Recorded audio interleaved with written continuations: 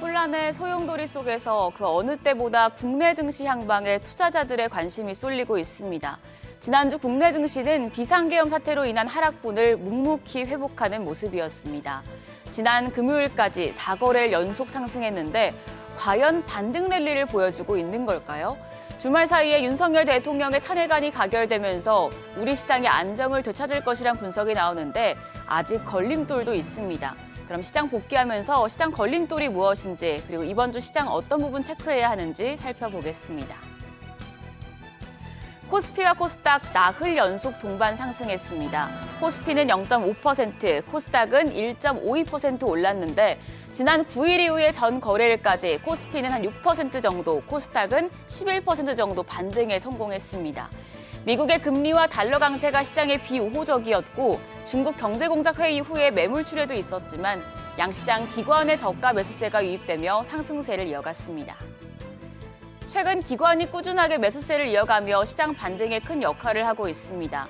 전 거래일에도 기관 양시장에서 매수 우위를 기록했는데요. 유가증권 시장에서 1,398억 원 순매수하면서 13거래일 연속 사자 포지션 이어갔습니다.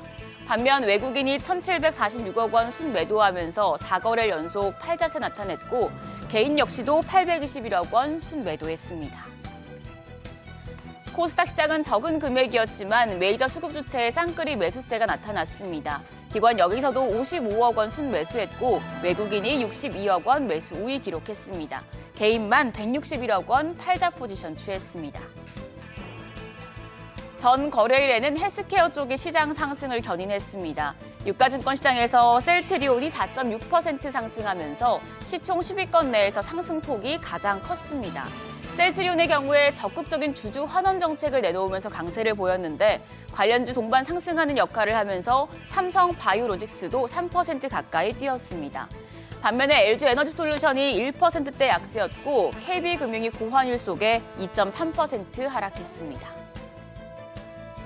코스닥 시총 상위 종목들 중에서도 헬스케어 쪽이 눈에 띄는 상승세에 시연했는데요. 알테오젠과 HLB, 리가켄바이오가 1, 2%대 강세였고 피부 미용기기 업체인 클래시스가 3.14% 상승하면서 시총 10위권 내에서는 상승폭이 가장 컸습니다. 더불어서 JYP엔터와 리노공업도 상승했는데 반면에 2차전지 대표주인 에코프로비엠이 2.89%, 전해질 기업인 엔캠이 8.53% 하락하는 등 약했습니다. 앞서서 우리 시장 불확실성은 해소됐지만 걸림돌이 있다고 말씀을 드렸는데요. 그 걸림돌이 바로 고환율입니다. 트럼프발 강달러의 상승 압력을 키우던 상황에서 얻어맞은 계엄 충격에 환율이 1,430원대에서 떨어질 기미를 보이지 않고 있습니다. 지난 금요일 정규장 마감 시간 달러 기준 1원 10전 홀은 1,433원을 유지했고요. 이후에 주말 사이에 탄핵안이 가결이 되면서 정치적인 불확실성은 해소됐지만 오늘 새벽 6시 역외환율도 여전히 1,434원대였습니다. 오늘 외환시장 강보합권에서 문을 열 가능성이 높은데요.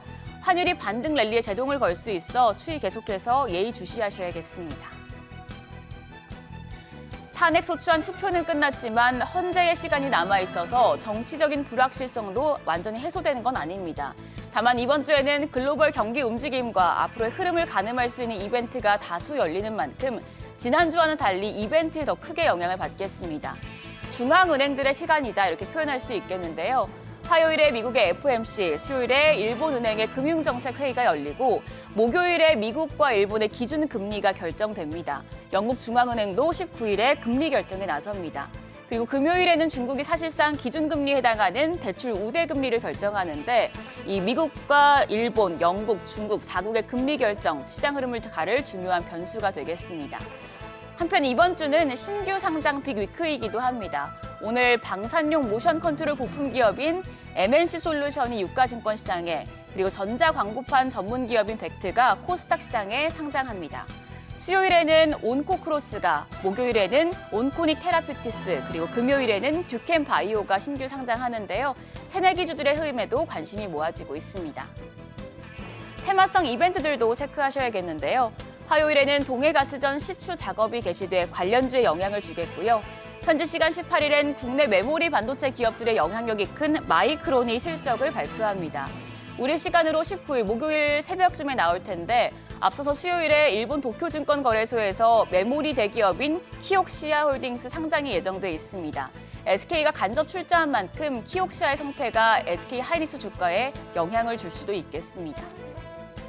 오늘 개장 준비하시죠.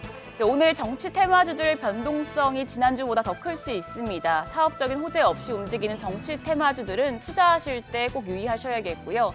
지난주 금요일 시간 외 거래에서는 자율주행 관련주가 강했었습니다. 자율주행 관련주는 테슬라 대항마로 꼽히던 중국 전기차 회사가 구조조정에 들어갔다는 소식이 있었고요. 주말 사이에 도널드 트럼프 미국 대통령 당선인 인수위원회가 자동차 사고보고 요구 조항 폐기를 원한다는 소식도 보도된 바 있습니다. 퓨런티어와 예스올SF, 라이콤, 슈어소프트테크 등이 올랐는데 오늘 장까지 강한 흐름 보일지 지켜보시죠. 오늘 국내 증시 5거래일 연속 상승에 도전합니다. 윤 대통령 2차 탄핵 소추안 가결로 정치적인 불확실성은 일부 해소됐지만 고환율과 계속되는 외국인의 매도세 등이 신경 쓰이는 상황인데요. 장 초반 분위기 살펴보셔야겠습니다. 지금까지 어제장 오늘장이었습니다.